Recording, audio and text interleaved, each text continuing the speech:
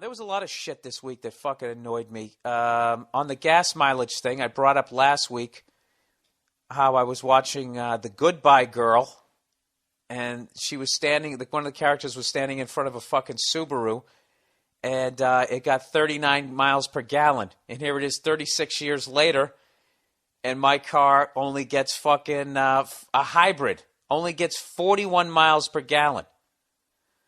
So this brilliant guy writes in, and he starts talking about leaded gas and all this fucking, how cars today are heavier. This fucking moron thought cars today were heavier than cars back in the day. You know? Like the 1959 Cadillac. I'm sure that car was lighter than your average Toyota Camry. So anyways, somebody sent me, let me actually read this guy's response here. One of the many that I got on the gas mileage thing. It always blows my mind what people fucking respond to. So this guy ends up writing me. He goes, there are two reasons. Wait a minute, it's loading. Loading. I don't know, he gave me all these fucking reasons, and I basically responded with, so basically you're telling me, he basically said that it had nothing to do with money. It had to do with the weight of the cars and somehow the mixture of the gasoline that we use nowadays. That's why they just can't figure out a fucking way to get more than, better than, what's the highest you've seen? Like 40, 45? This guy tried to say, well, actually, there are things that get 100 miles to gallon. They're scooters. What a moron. He goes, there's two reasons why old cars have such high published gas mileage. For one, the EPA test simply used to provide higher numbers. Sir, they've been doing that right up until the last couple of years ago. In fact, the year before I bought my Prius, they were legally able to claim that it got like 50, actually almost 60 miles per gallon before they cracked down on the hybrid and made them say actually 41s. I'm aware of the EPA test. I'm aware that they do it when there's no headwind. I'm aware that most of the test is when they're fucking going 25 miles an hour and they only drive the car 55 miles an hour for about fucking 30 seconds. I realize that the numbers are skewed. Okay? He said it's been revived several times over the decade. Yeah, so my Prius, your Prius would get like 70 miles per gallon on the old test. No, it wouldn't, sir. No, it wouldn't. It would get more like 60. That's what it did. Let's just say that it would get 70. Who gives a shit? He goes, where am I? The second reason is safety features. Check out the weight of your vehicles. Cars have gotten heavier. No, they haven't. My Prius is not heavier than a fucking Subaru. In the 1970s, it isn't. Dude, I'm old enough to remember when cars actually had metal on their dashboard. They're all plastic hunks of shit now. He goes, cars even 15 years ago featured death traps when compared to the modern cars. No, they didn't. They've had the crumple-free zones. Crumple-free. They've had those crumple zones for years. Sir, in 1988, I was coming home from a Christmas party. Drunk off my ass, sitting in the fucking passenger seat of a Pontiac Grand Prix. We pulled up to a red light. There was a fucking Jeep CJ7, the old school one, sitting there. All right? We saw it. I saw it. The driver saw it. But the alcohol didn't quite see it. And we just sort of went, we were slowing down. But we didn't come to a complete stop and just completely rear-ended this guy. All right? There wasn't a scratch on the fucking Jeep. This goddamn car folded up like a fucking accordion. The engine dropped down underneath us. And I didn't even get a boo-boo. I just sort of, I didn't have a seatbelt on or nothing. The car was designed to take 80% of the fucking impact. All right? You're sitting in your cubicle just tossing these fucking numbers out. All right? So basically my response is, I'm saying it has nothing to do with money in the oil companies. So basically what you're telling me is that nowadays I can have a video conference with somebody in Brazil while my entire music collection is in my pocket on a phone that is also a camera and a video recorder. I can upload the content onto the internet and potentially have it viewed by every person in the fucking world, but we can't make a car that does any better than 40 miles per gallon. So fortunately, everything else has fucking progressed. Except for gas mileage. Dude, I'm telling you, they have the technology to get like 500 miles per gallon. They're just not going to fucking put it out. Because that's how powerful the goddamn oil companies are. They're right up there with the banks. You got the banks, and then you got the oil company. The banks control the money supply, and then the oil companies, they control energy. Okay, you control energy, you control the fucking population. Do you know that they're actually out here, there's people, they're selling kits out here to have your own fucking windmill so you can get yourself off the grid. So then they immediately passed a fucking law, General Electric, that General Electric had to come around and make sure that everything was safe. They had to get their fucking noses back in there because they can't have people disappearing off the fucking grid. You can't have people getting free energy.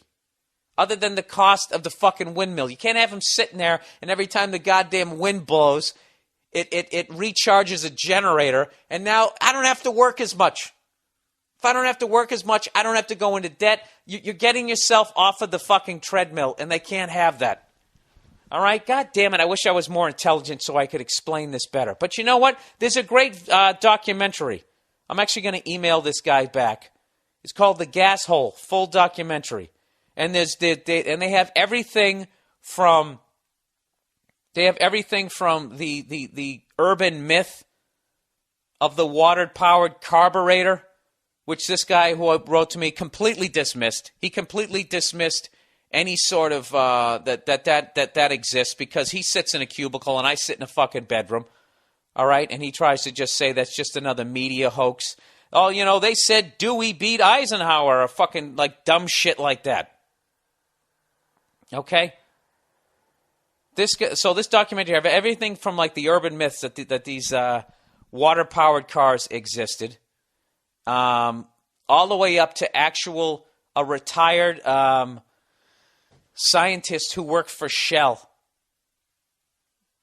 You just have to watch this documentary. They were showing there was a book out that claimed that they could get 149 miles per gallon in the 1950s on like a Packard or a DeSoto.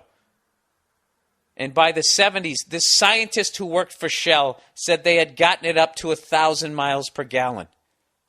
All right? I don't know why people think that it's absolutely impossible to improve the gas mileage. Some people feel that. I don't know why people feel like we can't come up with anything better than the gas combustion engine. It's complete fucking it's the same level of bullshit as that there's an actual difference between a Democrat and a Republican. Watch this documentary, The Gas Hole. We're going to have the link up on the Monday morning podcast. Just watch this shit. And I don't know what to tell you. Some of it looks like, okay, they have this old guy going, and this guy showed up and he had, it was a contraption made out of, it was powered on water. And then he claimed that Shell bought the patent, gave him $1 million, and then he could never fucking, make another one. Now, that's the kind of shit. Some old guy saying that he saw it on a salt flat in the 1950s. I'm not going with that.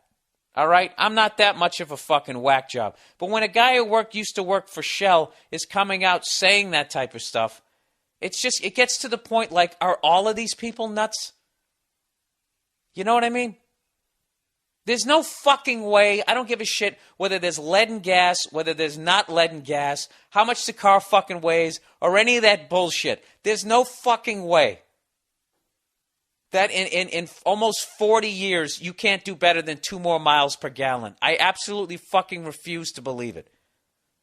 I fucking refuse to believe it. I think it's complete fucking horseshit. It's just another way to keep control of the herd. Now, if you want to argue that you need to keep control of the herd or there's going to be absolute chaos, so we have to keep cars down like that, I will listen to that argument. But if you're going to come at me and tell me that in 2011, okay, when I'm reading shit that in the medical field, they can now grow a new colon for somebody outside of the body.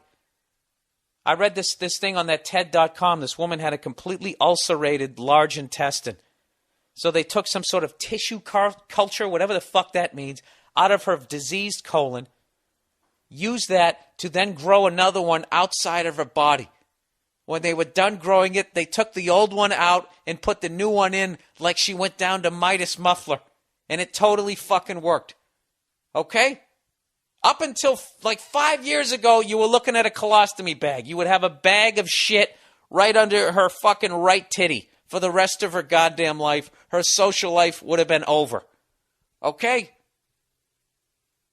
If they can do that, you're telling me, you're still going to tell me they can't do anything better than about 45 miles a gallon. You're really going to sit there and believe that in your goddamn cubicle. That they just can't fucking figure it out. The only way I can get like 100 miles a gallon is if I ride on a fucking scooter. You, sir, believe in Santa Claus. I remember one time I had this old piece of shit truck, right, that I drove for like 10 years because I knew I wanted to be a comedian and I didn't want to go into debt. So when the engine finally died, I threw a new engine in there. And the guy told me he needed to rebuild the carburetor. I'm like, you don't need to rebuild the carburetor. So you know what this cunt did? He fucking adjusted the carburetor so I would just get shitty gas mileage. Hoping I would be an absolute fucking moron and then drive back and be like, well, I guess you're right. I'm just chowing through gas here. That's what this motherfucker did at his little garage. This little piece of shit did that because it wasn't enough that he fucking made $1,600 fucking bucks off me. He wanted to make like fucking $1,900 bucks. So he did that just as a fucking individual. And you're going to try and tell me that a corporation that basically controls the world fucking energy is not going to buy up patents by people that are coming up with carburetors and stuff, like carburetors, but coming up with alternate ways of powering a car more efficiently. They're not going to buy that up. Dude, they had that whole Stanley Mayer thing. And that's not a conspiracy theory either. We actually played the news clip on the Opie and Anthony show. Stanley Mayer, great news for individuals, but bad news for oil companies. Claims he's come up with an engine that can run on any type of water. Fresh water, salt water, rainwater, doesn't make a difference. And he claims he can drive across the country on 28 gallons of water. This is of such interest, the Pentagon is sending a lieutenant colonel out there. That was the actual news clip from the Opie and Anthony show. It was an actual news clip. It's not some bullshit I read on a fucking website. Okay? Now, what happened after that, nobody knows. But basically, within 10 years, Stanley was dead and his car disappeared. And his brother right now is trying to get the car back and nobody knows where the fuck it is. All right? I truly believe that the quickest death sentence you could possibly have is to go on the news and claim that you've come out with an alternate source of energy that's going to put a corporation out of business that is projected to make $350 billion next year. How much do you think your life is worth? And if you have $350 billion, how easy is it, do you think, to get somebody to solve this problem?